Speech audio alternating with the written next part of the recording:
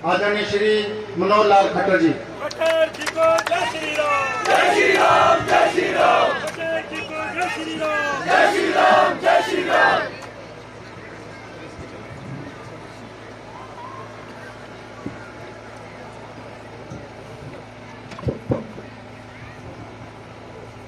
साथ लगते प्रदेश से आवाज अगर मेरे प्रदेश हरियाणा भी पहुंचे तो आनंद आएगा।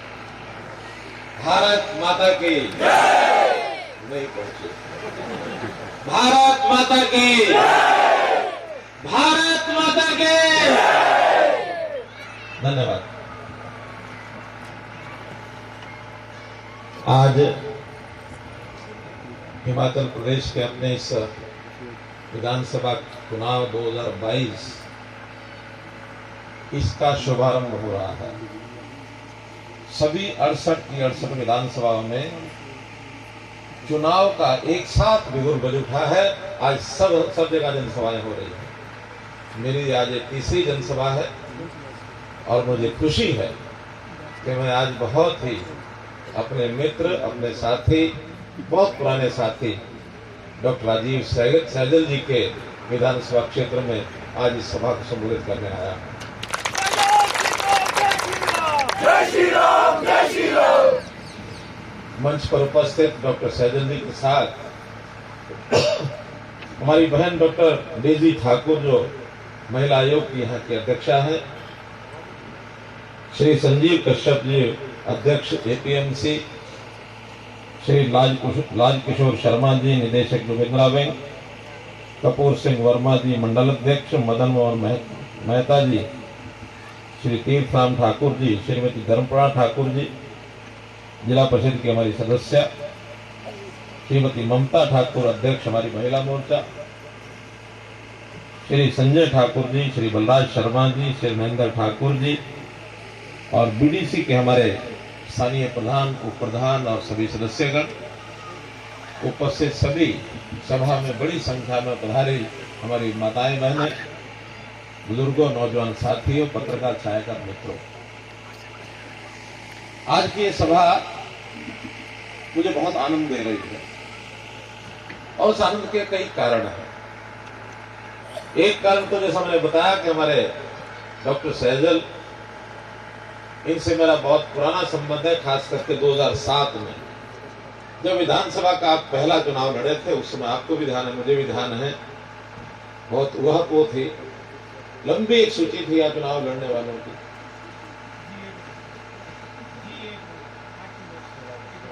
और भी ज्यादा थे, वो तो कम 8 कर दिए थे हमने, पहले तो 18 थे। 18 में से 8 किए थे, 8 में से 1 का चुनाव करना था। टीम ने बैठ करके विचार किया कि हमारे डॉक्टर सैजल, जैसा इनका नाम है, बड़े सहज वृत्ति के व्यक्ति हैं, सैजल है सहज वृत्ति के, बहुत मिलनसार है। पहले चुनाव में थोड़ा कठिनाई आती है, बहुत लोगों को समझाना पड़ता है, खास करके वो लोग जो कंपटीशन में साथ खड़े होते हैं, सबकी इच्छा होती है मैं चुनाव लड़ूं, मैं लड़ूं, ऐसे लोगों को समझाने में थोड़ी कठिनाई जरूर आई थी। लेकिन उसके बाद दूसरी बार कोई कठिनाई नहीं आई। 7 में ये बन गए, 12 में भी बन गए, 17 में भी बन गए और अब 22 में भी। एक बार सैजल जी, बार सैजल जी। तो मित्रों, ये इलाके की जनता का भी मैं समझता हूँ एक सौभाग्य है, एक मानस है उनका भी। सौभाग्य ये कि बहुत अच्छे व्यक्ति हमको राजनीतिक नेता के नाते मिले हैं, सरकार में मंत्री भी हैं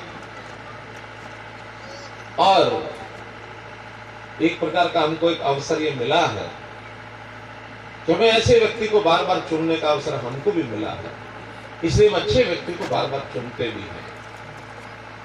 कभी कभी सामने, खास करके कांग्रेस पार्टी है, 2 पार्टी सिस्टम है हिमाचल में, हमारे यहाँ तो मल्टी पार्टी भी है कई बार, हरियाणा में या तो कांग्रेस और बीजेपी और कांग्रेस बीजेपी कांग्रेस। एक शरारत कर रहे हैं कांग्रेस के लोग, इस बार करते तो हर बार होंगे, इस बार कर रहे हैं, लेकिन इस बार हमने उनकी सिरे चढ़ने नहीं पड़ेगी। वो क्या कह रहे हैं कि यहाँ की परंपरा है बारी बारी ये कहते हैं ना, लेकिन वो भूल जाए मोदी जी के टाइम से जो सरकारें, चाहे केंद्र में मोदी जी की खुद की सरकार है या प्रदेशों में जो भारतीय जनता पार्टी की सरकार बनी है, वो बारी बारी नहीं, वो बार बार आएगी। एक बार भाजपा, बार बार भाजपा, बार बार आएगी।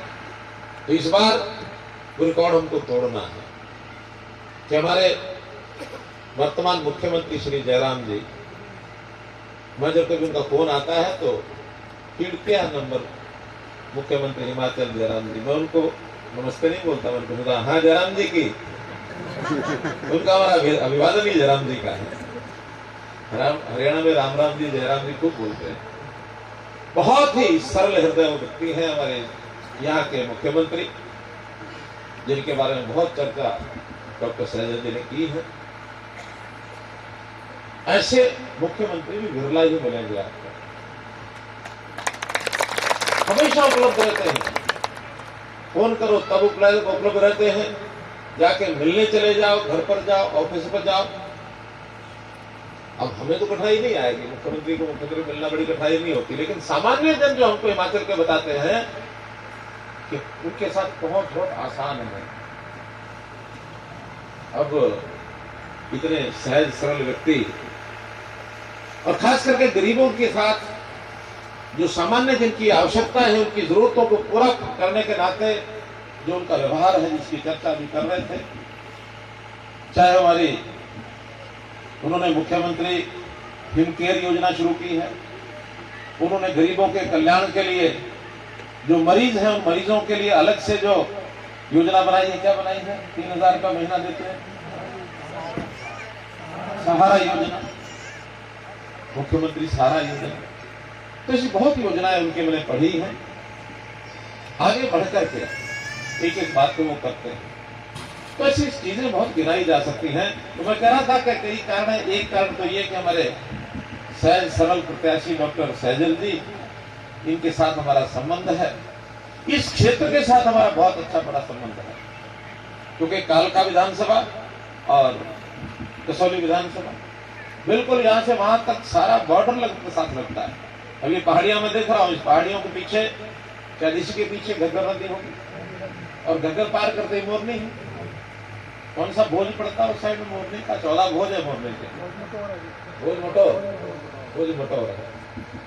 अभी मैं 5 दिन पहले दीपावली के दिन भोज नायटा गया था, पूरी थोड़ा भोज मटोर से आ गई, मड़ो गांव में गया था भोज नायटा। वहां दिवाली मनाई हमने जाकर के। इसी प्रकार का एक विद्यालय, उसके प्रांगण में, वहां के आसपास के लोग बहुत आ गए। तो हमारा प्रेम है मोरनी के साथ भी बना हुआ है, वही प्रेम हमारा कसौली के साथ भी बना हुआ है। एक बात शायद हमारे मंत्री जी को भी पता नहीं होगा, जब भी कभी, क्योंकि सरकार चलाते समय मुख्यमंत्री भी कुछ दिन भर सुबह से शाम तक लगे रहते हैं, कुछ फुर्सत नहीं मिलती, कहीं 2 मिनट आराम कर लिया जाए, लेकिन समय चुराना पड़ता है। कभी कभी एक आध दिन चुरा करके, इनको पता नहीं होगा, मैं आके कसौली में जो सैनिक रेस्ट हाउस है वहां चला जाता हूँ और रुकता हूँ।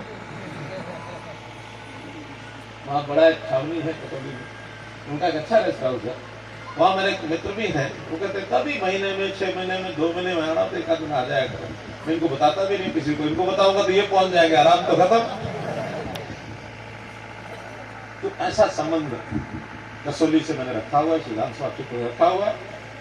अभी मैं इस रोड से जब आ रहा था, मल्ला तक पहुंचा, तो रोड मुझे ध्यान में आ गई कि इस स्थान पर दोनों तरफ जंगल बहुत है, तो एक वल्चर सेंटर हमने खोला हुआ है, उसका उद्घाटन करने के लिए इसी सड़क पर मैं आया था, लेकिन आगे नहीं पहुंच पाया था कभी।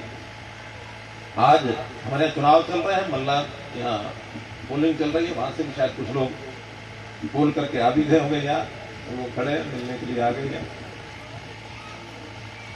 तो रोड जो बताई गई है, देखिए आचार संहिता यहाँ भी लगी है, हमारे हरियाणा में जो भी पंचायती चुनाव के कारण से आचार संहिता पूरे प्रदेश में है।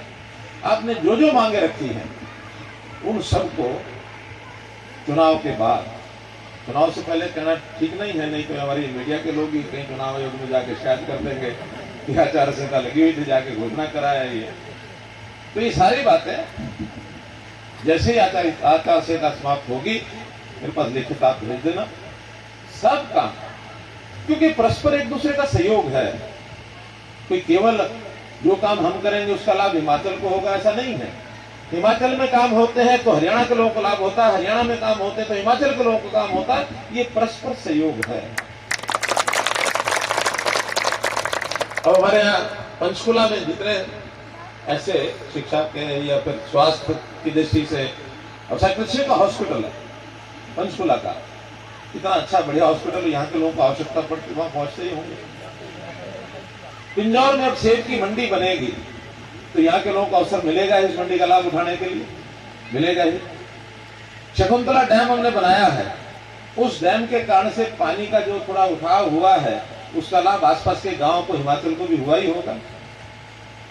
नेशनल हाईवे से केंद्र सरकार ने बनाया है, यानी दिल्ली से लेकर के शिमला तक, उसका लाभ सबको हुआ ही है।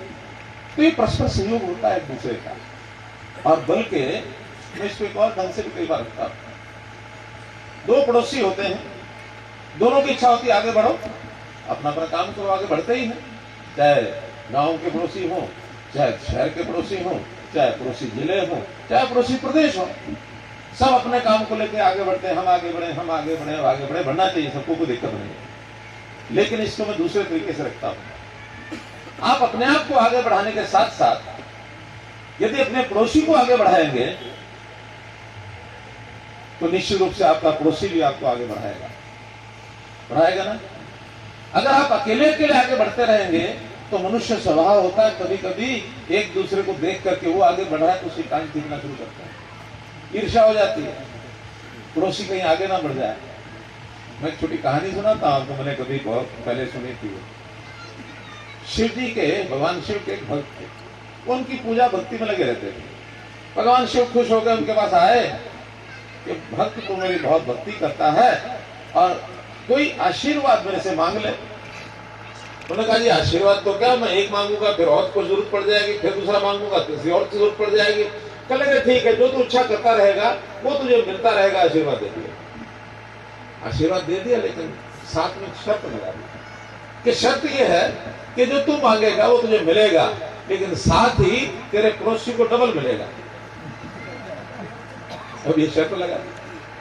पहले तो उसने सोचा कोई बात नहीं, मेरे काम चलने चाहिए, पड़ोसी डबल हो जाए, हो जाए। अब उसने काम बताया कि ठीक है, मेरे गांव की सड़क बना दो, सड़क बना दी, पड़ोसी वाले गांव के उसकी 2 सड़कें बना दी या डबल बना दी। तो उन्होंने कहा मेरा एक 2 मंजिल मकान बना दो, पड़ोसी का 4 मंजिल मकान, उसका देख लिया 4 मंजिल मकान बना। धीरे धीरे पड़ोसी की तरक्की ज्यादा हो गई, उसकी थोड़ी कम रह गई तो तकलीफ होनी शुरू हो गई। ये तो देर से आगे बढ़ता जा रहा है, ईर्ष्या शुरू हो गई। अब शरारती था वो, उसने कहा ठीक है मैं देखता हूँ, शिव जी को भी देख लेता हूँ। तो भगवान शिव शंकर को कहा कि महाराज मेरे दरवाजे के आगे 4 फुट का खड्डा खोदते और 4 फुट का खड्डा हो गया और पड़ोसी के घर के आगे 8 फुट का हो गया। अब मजा आएगा, मैं तो गिर जाऊंगा तो निकल भी जाऊंगा, पड़ोसी निकल भी नहीं पाएगा। लेकिन यहां भी नहीं रुका, मैंने कहा भगवान एक काम और कर, क्या कि मेरी एक आंख फोड़ दे। कहानी है कि मेरी 1 फुट के पड़ोसी के 2 फुट जाएंगे। लेकिन ये ईर्ष्या जो होती है इसको भी खत्म करना चाहिए। ये तब होता है जब हम अपने विकास के साथ साथ पहले अपने पड़ोसी का विकास सोचें, क्योंकि दोस्त तो कभी कभी दोस्ती टूट सकती है, पड़ोसी हमेशा पड़ोसी रहेगा, वो अलग नहीं हो सकता। तो ये पड़ोस धर्म हम भी निभाते हैं और हमें विश्वास है हिमाचल भी निभाते हैं। बहुत बार हमने हिमाचल की सरकारें बनवाई है, मदद की हमने। 1998 की सरकार बनी, पता नहीं शायद जी को पता है कि नहीं पता है, हमने हमला बोला था, वहां वीरभद्र अंदर बैठे थे और जैसे ही हरियाणा के लोग वहां अंदर विधानसभा में हिमाचल के विधायकों को वहां पहुंचाना था उस टाइम पर जबरदस्ती, वरना सरकार कहीं भी उनको गायब कर सकती थी। हम अपनी पुलिस को लगा करके वहां लेकर के गए, जैसे ही हरियाणा के विधायकों के साथ हिमाचल के विधायक अंदर घुसे और वीरभद्र ने उठ करके और इस्तीफा दे दिया। 2 मंजिल की सरकार बनाई। 2007 में आप गवाह हैं, उस समय भी यहाँ की सरकार बनाने में कुछ भूमिका हमारी रही है। लेकिन इतना ही नहीं, हमने भी अपनी सरकारें बनाई तो हिमाचल के कार्यकर्ता, विधायक, मंत्री सब हमारे हरियाणा के गांव-गांव में जाकर के हमने काम किया। चाहे वो फिर कालका हो, चाहे हमारा पंचकुला हो, चाहे नारायणगढ़ हो, जितने भी साथ के विधानसभा क्षेत्र थे, सब जो है हिमाचल के कार्यकर्ताओं ने और उसमें सहयोग किया। तो ऐसा सहयोग हम करेंगे, आपस में करेंगे, साथ साथ एक दूसरे के विकास की भी चिंता करेंगे। आपकी आवश्यकताएं जो हरियाणा पूरी कर सकता है, हरियाणा पूरी करेगा। हरियाणा की आवश्यकताएं जो आप पूरी कर सकते हैं, आप पूरा करेंगे। कई डैम ऐसे हैं जो हिमाचल में बनते हैं, हमें भी लाभ होता है, हिमाचल को भी होता है। अभी जैसे आदि बद्री का एक डैम प्रोजेक्ट मंजूर हुआ है, वो बनेगा हिमाचल में, बिजली हिमाचल में मिलेगी, पानी आसपास के गांव हिमाचल में मिलेगा, ज्यादा पानी हरियाणा गांव को मिलेगा। मैदानी में पानी की ज्यादा जरूरत हो तो सिंचाई के लिए, यहाँ तो उतना सिंचाई कर नहीं सकते। रेणुका डैम बना है, वो भी इसी प्रकार से बिजली सारी हिमाचल को मिल रही है, पानी ज्यादा हरियाणा को मिल रहा है। तो एक दूसरे को सहयोग हम करते हैं। और हमारा तो एक मत ये भी है, जितनी भाजपा की सरकारें हैं देश भर में, कि हम कुछ एजेंडा बनाकर, प्रोजेक्ट तो अलग बात होती है, कौन सा प्रोजेक्ट शुरू करना, लेकिन एजेंडा क्या होता है कि जितने गलत परंपराएं कांग्रेस ने खड़ी की, उनको कैसे नेस्तनाबूद करना है। कांग्रेस अपने समय में सबसे बड़ा कैंसर की बीमारी करप्शन को छोड़ के गई है। C for Congress, C for corruption, यानी करप्शन और कांग्रेस एक ही बात होती थी। विधायक बनते थे, सांसद बनते थे, मंत्री, मुख्यमंत्री, प्रधानमंत्री जो बनते थे, मेरा घर कैसे भरे, कितने तरह के स्कैंडल कांड उन्होंने उस समय किए।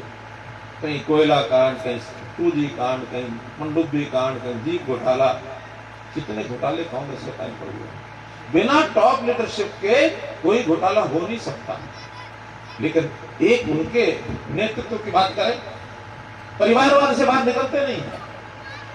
मेरा परिवार, बस यही एक ही परिवार, एक खानदान चला आ रहा है, उसका जो साथ ना दे वो मक्खी कितना दूर फेंक देते हैं।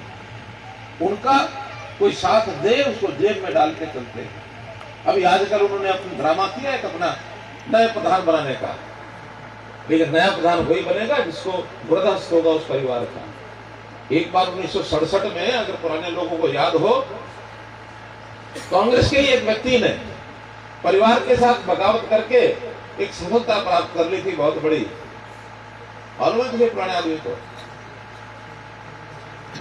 उनकी इच्छा, इंदिरा गांधी की इच्छा के बिना एक राष्ट्रपति बन गए थे। और इन्होंने क्या किया, उस पार्टी को तोड़ डाला और कांग्रेस की 2 कांग्रेस बन गई, एक कांग्रेस ओ और एक कांग्रेस आई। इंदिरा गांधी ने नई कांग्रेस आई बना ली थी। और उस व्यक्ति को, जिसने, आखिर लोकतंत्र में व्यक्ति आगे बढ़ सकता है कोई भी, उसको दरकिनार कर दिया था।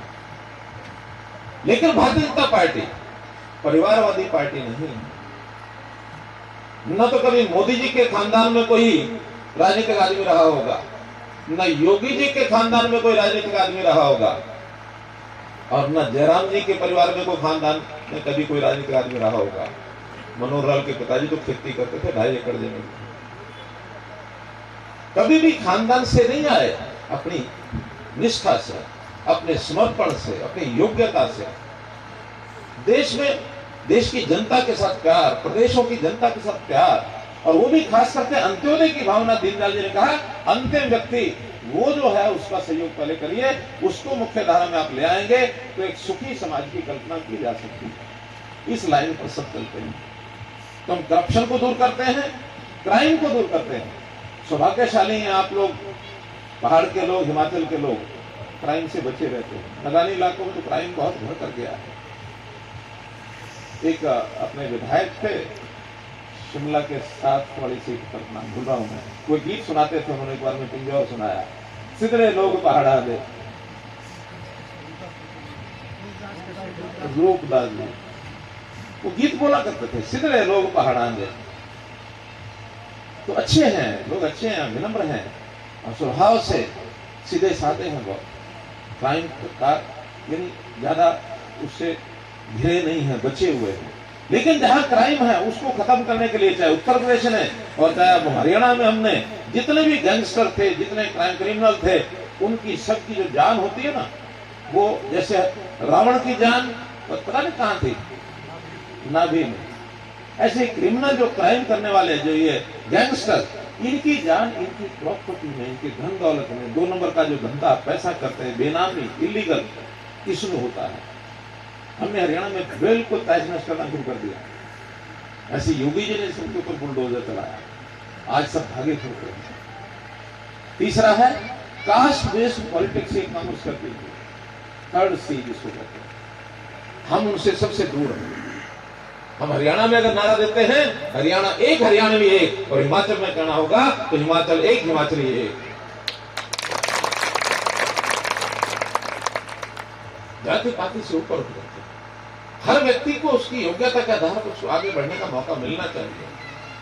हमने मिशन मेरिट शुरू की।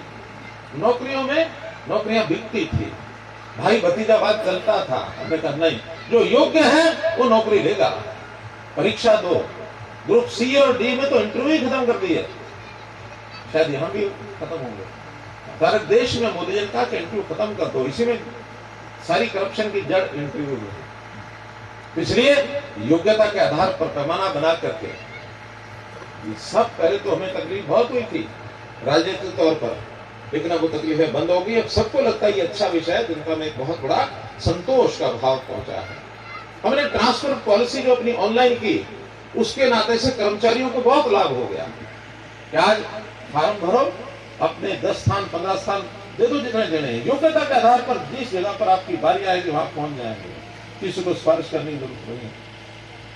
हाँ, इन चीजों की तो हमने इलाज किया, खिलाफत की, लेकिन जिनका समर्थन हम कर रहे हैं, जो चीजें हमको आगे लेके बढ़नी है, ऐसे भी 5S याद करने का नाते से शिक्षा, स्वास्थ्य, सुरक्षा, स्वाभिमान और स्वावलंबन, ये 5 चीजें हैं जो जनता में अगर ठीक से खड़ी की जाए, कोई शासन इसको खड़ा कर देगा अच्छे से, तो उस शासन के नाते से जनता हमेशा हमको याद रखेगी, हमेशा याद रखेगी। शिक्षा में प्रधानमंत्री जी ने नई यानी नेशनल एजुकेशन पॉलिसी 2020 को लागू की है। आप कभी उसका विस्तार से जानना, बहुत अच्छी एजुकेशन की पॉलिसी है। हर किसी को रोजगार मिले, हर किसी को स्वाभिमान हो, देशभक्ति का भाव मन में आए, ईमानदारी से देश समाज के प्रति काम करने की लालसा कैसे आए। हमारी जो स्वभाषा है, चाहे दक्षिण के प्रांत हैं चाहे यहाँ के हैं, अंग्रेजी के विरोध में हम नहीं है, लेकिन हमारी चाहे मेडिकल एजुकेशन हो, चाहे हमारी इंजीनियरिंग की भाषा पढ़ाई हो, चाहे हमारी कानून की पढ़ाई हो, ये सारी चीजें स्थानीय भाषाओं में होनी चाहिए। नहीं तो आम आदमी समझता ही नहीं। जज बैठ के ऑर्डर करता है, उसका स्टेनो लिखता है, अंग्रेजी में छाप करके उसे दे दिया जाता है, लेकिन किसी भी पीड़ित व्यक्ति को जजमेंट जो उसका ऑर्डर है समझ नहीं आता क्या लिखा है। उसको पढ़ाने के लिए अलग से एक वकील के पास जाना पड़ता है कि बताओ इसमें लिखा क्या।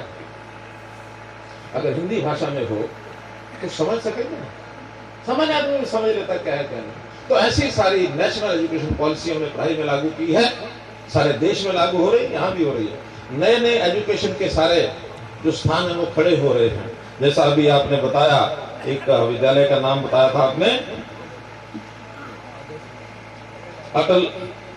अटल आदर्श विद्यालय, ये अपनी सरकार ने यहाँ हमको दिया है, एक बड़ी उपलब्धि है। इसी प्रकार से यहाँ ITI जो आपके क्षेत्र के अंदर वो खोली गई हैं, सीनियर सेकेंडरी स्कूल को अपग्रेड करने की एक बात मेरे ध्यान में आई है, लेकिन चाहे वो हिमाचल का ही है, मैं अपने जिम्मे लेता हूं कि सरकार को मैं अपने हाथ से लिख के भेजूंगा कि मैं यहाँ गया था और यहाँ के स्कूल को सीनियर सेकेंडरी में अपग्रेड करने के लिए नारायणी स्कूल के लिए कहा गया, तो जरूर उसकी चर्चा करूंगा। ऐसे ही ITI जो जाबल, झमरोट और कंडा, यहाँ भी ITI प्रारंभ की गई है और कसौली के अनेक विद्यालयों को उनका जो स्तर जो है उसको उन्नत किया गया है। तो शिक्षा में लगातार हम काम कर रहे हैं, स्वास्थ्य में लगातार हम काम कर रहे हैं। स्वास्थ्य के अंदर भी यहाँ जैसा बताया कि आयुष्मान भारत की योजना तो चलाई है, साथ में हिम केयर की योजना, मुख्यमंत्री हिम केयर योजना, लाखों परिवारों को उसका लाभ मिल रहा है। कोई गरीब परिवार छूटना नहीं चाहिए।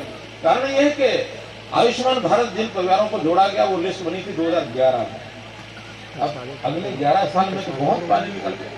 बहुत नए परिवार ऐसे हैं जिनको जोड़ने की आवश्यकता है।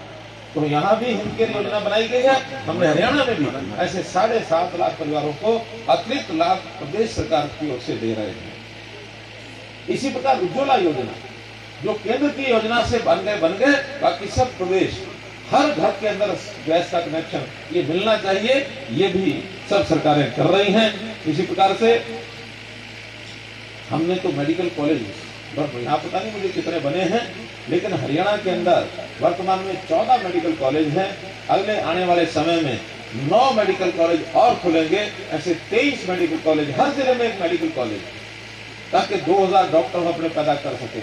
हिमाचल में भी डॉक्टर, वैसे तो स्वास्थ्य की दृष्टि से मुझे इसलिए नहीं बोलना चाहिए कि हमारे सैदल साहब खुद स्वास्थ्य मंत्री हैं, ये बहुत चिंता निश्चित रूप से करते ही होंगे, लेकिन फिर भी स्वास्थ्य के नाते से कोई आदमी ऐसा नहीं बचना चाहिए जो इलाज का लाभ जिसको सरकारी नहीं मिला हो। तो ये योजनाएं सब सरकारें बना रही हैं और आगे भी इस प्रकार का कोई कमी नहीं आने देंगे। मैं तो अंत में इतना ही कहना चाहूंगा कि न केवल प्रदेश सरकार, न केवल हम आपस में एक दूसरे का सहयोग करते हैं, बल्कि केंद्र की ओर से भी हमारे प्रधानमंत्री जी पूरे देश को बिना भेदभाव के एक नजर से देखते हैं। हर एक गरीब व्यक्ति को लाभ पहुंचना चाहिए, उनकी योजनाएं बनाई हैं, चाहे किसानों के लिए बनाई है, चाहे श्रम योगी के लिए बनाई है, चाहे लघु व्यापारी के लिए मानधन योजना कि 6,000 का साल का गरीब परिवारों को मिलेगा। इसी प्रकार आयुष्मान की सारे देश भर में, प्रधानमंत्री आवासीय योजना सारे देश भर में, उज्ज्वला योजना और बिजली का जो हर गांव में पहुंचाने का काम, और ये जो जल जीवन मिशन हर रसोई के अंदर नल पहुंचाने का काम, यानी कैसी कैसी कल्पना करके योजनाएं बनाई कि सारे देश में हर घर में पहुंचनी चाहिए। कभी भेदभाव नहीं किया कि ये जिला या ये प्रदेश हमारा नहीं है, हमारे शासन की व्यवस्था के हिसाब से नहीं है, देश मेरा है। ऐसे ही हरियाणा और हिमाचल का कोई भी प्रदेश हो, प्रदेश मेरा है या विधानसभा का क्षेत्र है तो हमारे विधायकों के मन में आता है पूरा विधानसभा क्षेत्र मेरा है। कभी विचार नहीं करते कि इस परिवार ने वोट दिए थे कि नहीं दिए थे। हमको वोट मांगने हैं, चाहिए हमको, लेकिन अपने काम के बदले में मांगेंगे, काम कराने के बाद मांगेंगे, कंडीशनल नहीं मांगेंगे कि आपने वोट नहीं दिया तो हम अपना काम ही नहीं कराएंगे। मान लिया आज वोट नहीं दिया, अगर काम नहीं कराएंगे तो अगली बार भी नहीं देगा। आज उसने हमारे वोट नहीं दिया, हमें काम कराएंगे, अगली बार तो हकदार हो जाएंगे वोट मांगने के। क्यों? तो इसलिए ऐसे अवसर पर वोट मांगना सबसे आप लोगों को चाहिए। 12 तारीख 12 को चुनाव है, सुबह 8 बजे शुरू है, तो हर व्यक्ति को वोट मांगने का काम जरूर करिए। बिना मांगे कई बार वोट मिलता नहीं है। उदाहरण के लिए अगर हमारे घर में, अपने परिवार में, यानी किसी रिश्तेदार के यहाँ कोई शादी हो, पता लग गया कि हाँ 12 नवंबर को शादी है, तो जब शादी को थोड़े दिन रह जाए तो हमें भी, मेरे रिश्तेदार के यहाँ शादी है बेटे बेटी की, हमको इंतजार होती है किस चीज की, किस चीज का इंतजार होता है? निमंत्रण, इन्विटेशन कार्ड होता है ना।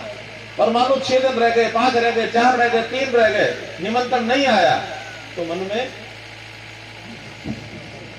दुख शुरू हो जाती है। और यदि मानो आखिर तक भी निमंत्रण नहीं आया, शादी का दिन आ गया, हम शादी में जाते हैं क्या? क्यों नहीं जाते? बुलाया नहीं, कोई बात नहीं, रिश्तेदार तो है, जाना ही चाहिए, क्यों नहीं जाते? बताओ क्या होता है उससे? चले जाएंगे तो क्या होगा? स्वाभिमानी आदमी चिंता करता है इस बात की, आदर नहीं हुआ, सम्मान नहीं हुआ, अपने आप को अपमानित महसूस करता आदमी। यही बात वोटर के साथ भी होती है। मन वो चाहता है कि मुझे बीजेपी की सरकार लानी है, यानी नरेंद्र मोदी बहुत अच्छे देश के प्रधानमंत्री हैं, हमारे जयराम जी मुख्यमंत्री बहुत अच्छे हैं, हिमाचल में बीजेपी की सरकार आएगी, यहाँ भी हम जो डॉक्टर सैजल जी को अपना फिर से विधायक बनाएंगे, सब सोच के बैठा है। लेकिन अगर आपने आखिर तक वोट नहीं मांगा तो वोट देगा? देना चाहिए? देना चाहिए?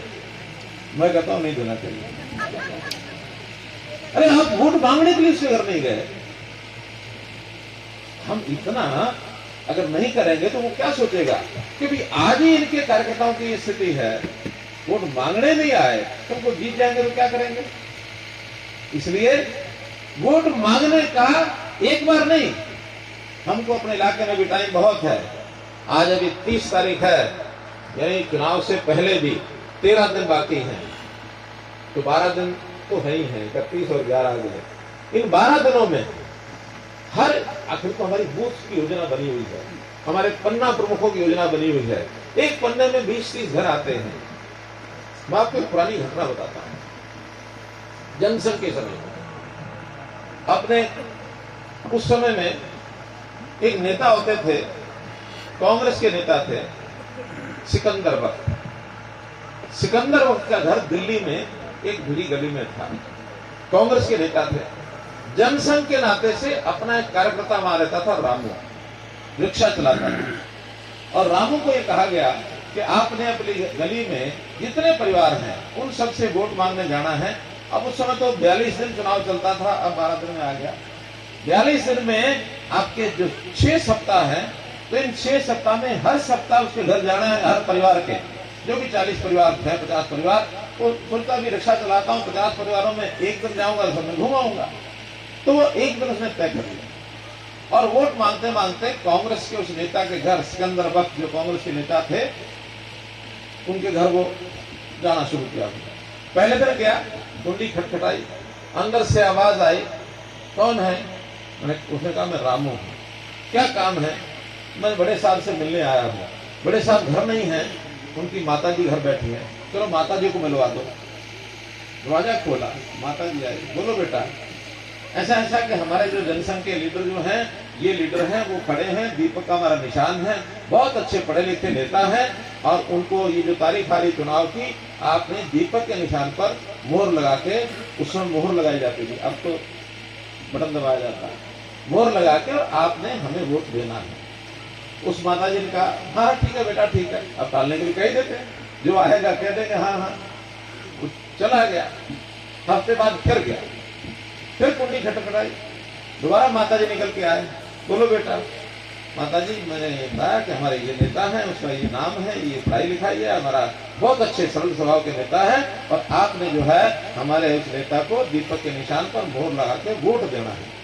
बेटा तुम पिछले हफ्ते भी आए थे? हाँ हाँ माता जी मैं आया था, और देखो मैं अगले हफ्ते फिर आऊंगा। तो माता जी कहते हैं नहीं नहीं कोई जरूरत नहीं है, मुझे याद है, आप बहुत बार बार क्यों आना? कि नहीं मेरी ड्यूटी लगी है। अगले हफ्ते फिर पहुंच गया, वही भाषण रटा रटाया कि जनसंघ के हमारे नेता हैं, बड़े पढ़े लिखे हैं, अच्छे हैं, स्वभाव के अच्छे हैं, आपने वोट देना, दीपक के निशान वोट डालना, कह के और फिर चला गया। चौथे हफ्ते गया, 5वें हफ्ते गया, और 6ठे हफ्ते गया तो उसके जो माता जी थे सिकंदर वक्त के, कि बार बार क्यों आ रहा है? कि माता जी मुझे आपका वोट चाहिए, मैं इसलिए आ रहा हूं। अच्छा ठीक है मैं वोट दूंगी, उन्होंने कह दिया वोट दूंगी। इसकी तसल्ली फिर नहीं हुई। जिस दिन पोलिंग थी उस दिन अपना रिक्शा ले जाकर के फिर दरवाजे पर खड़ा कर दिया, माता जी आओ बैठो, टाइम हो गया वोट का, आपको पोलिंग बूथ पर ले जाता हूँ, वहां वोट डलवाना है। बैठा लिया, बैठा के फिर वही रास्ते में कहीं भूल ना गई हूँ, माता जी हमारे ये कैंडिडेट हैं, बहुत अच्छे हैं, पढ़े लिखे हैं और बड़ा अच्छा काम करते हैं, हमारी पार्टी के नेता भी बड़े बड़े हैं, रिक्शा वाला जितना जानता था उतना बोलता है, वोट देना जरूर, आपने दीपक के निशान पर मोहर लगाना है।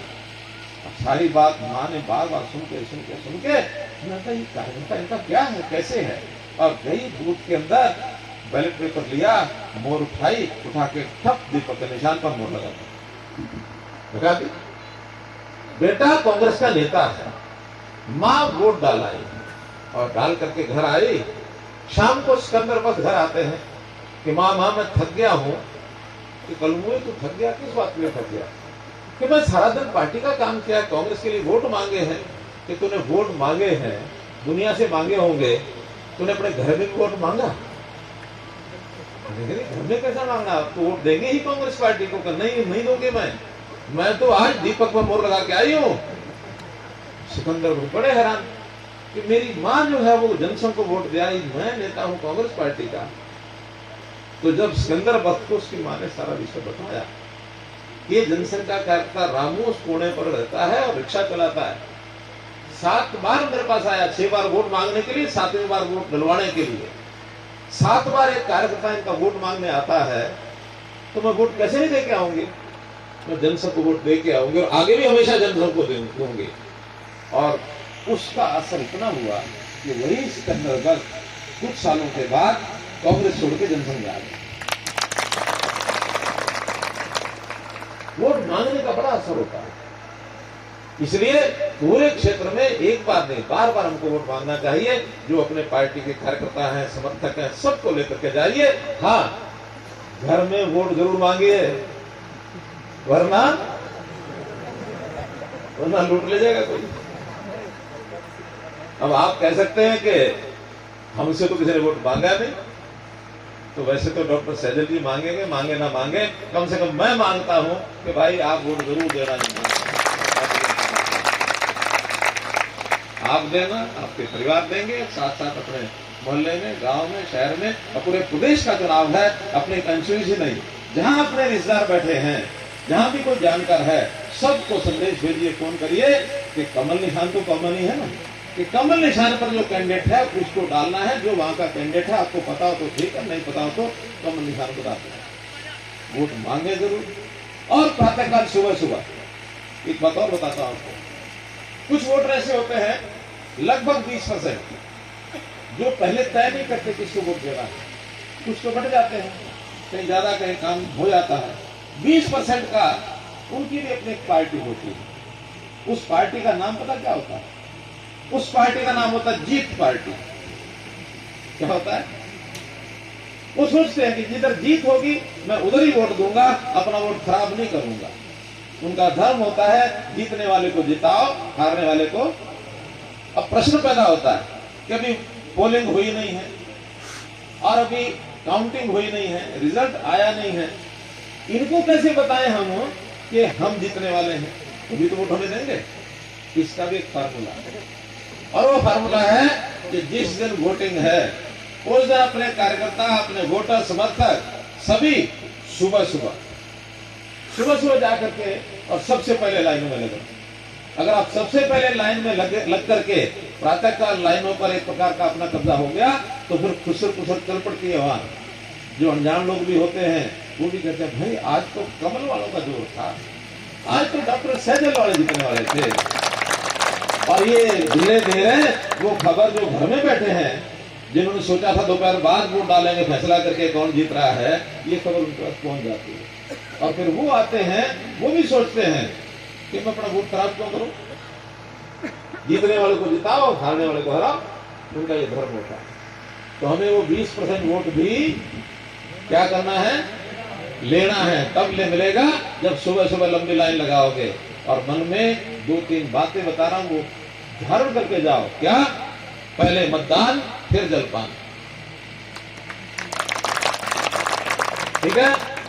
और भाई किसी घर में शादी हो ना लड़की की, तो लड़की की शादी में परंपरा है कि सुबह कन्यादान भी करते हैं। तो कन्यादान से पहले एक और काम कर लो, पहले मतदान फिर कन्यादान। क्योंकि जब बेटी भी शादी होके जाएगी तो जहां जाएगी उसका वोट तो वहां है ही नहीं है, वोट उसका कहां है? वोट तो यही है। तो ये राष्ट्र धर्म उससे भी पूरा करा लो कि वोट डाल के एक वोट का बड़ा अंतर होता है। एक बार कांग्रेस का एक कैंडिडेट राजस्थान का कुछ साल पहले, जो मुख्यमंत्री का दावेदार था, केवल 1 वोट से हार गया, सिर्फ 1 वोट। अटल जी की सरकार 1 वोट से गिर गई थी, मालूम है? अटल जी की सरकार 1 वोट से गिरी थी। हमारे यहाँ करनाल में पिछला जो कारपोरेशन का चुनाव हुआ, वार्ड नंबर 1 में एडवोकेट नवीन कुमार बराबर वोट आ गए थे, टॉस में जीता। जीत बड़ी मुश्किल होती है, 1-1 वोट पर हो जाती है, लेकिन यहाँ वो बात नहीं है। यहाँ अच्छे मार्जिन से हम जीत रहे हैं, फिर भी 1-1 वोट की कीमत होती है। हम 1-1 वोट डलवाए, और कई बार हमने देखा है बड़े बुजुर्गों को कंधे पर बैठाकर कभी कभी ले जाते हैं, फोटो छपते हैं अखबारों में, टीवी में आता है, देखो बुजुर्ग को वोट डलवा ले जा रहे हैं। अब वोट ले जा रहे हैं, कभी कभी तो बुजुर्ग बड़ा बहुत ही आयु बड़ी हो गई होती है, भरोसा ही नहीं होता सांसों का। मैं उनके लिए भी, यानी उनकी लंबी आयु की कामना करते हुए कि भगवान को भी कहता हूं भाई इसको अपना फर्ज निभा लेने दो, पहले मतदान फिर भगवान। ठीक है? क्योंकि आखिर उसकी लंबी आयु हो, उसके सांस बड़े हो। 18 वर्ष से जब तक जिसमें सांस है तब तक वोट की कीमत जानते हुए और ये राष्ट्र धर्म निभाना चाहिए, और हमको इसके लिए तगड़ी कड़ी मेहनत करनी चाहिए। मैं आशा करता हूं कि आप डॉक्टर राजीव सैजल जी को बड़े मार्जिन से, बड़े अच्छे मार्जिन से आप लोग जिताएंगे, और निश्चित रूप से हिमाचल में जयराम जी ठाकुर के नेतृत्व में अपनी सरकार फिर से बने। आपका बहुत बहुत धन्यवाद, बहुत बहुत आभार। कार्यकर्ताओं के साथ साझा किया और मुझे पूर्ण विश्वास है कि आपके द्वारा दिए गए टिप्स को लेकर हमारे सभी कार्यकर्ता बूथ स्तर पर जाएंगे, हर परिवार में जाएंगे, हर दरवाजे पर जाएंगे और जीत का चौका मुझे पूर्ण विश्वास है। एक बार पुनः मैं आप सभी कार्यकर्ताओं की तरफ से माननीय मुख्यमंत्री जी हरियाणा का बहुत बहुत धन्यवाद करता हूं। सभी कार्यकर्ताओं से आगे सभी कार्यकर्ताओं से निवेदन, एक बार पुनः सभी लोगों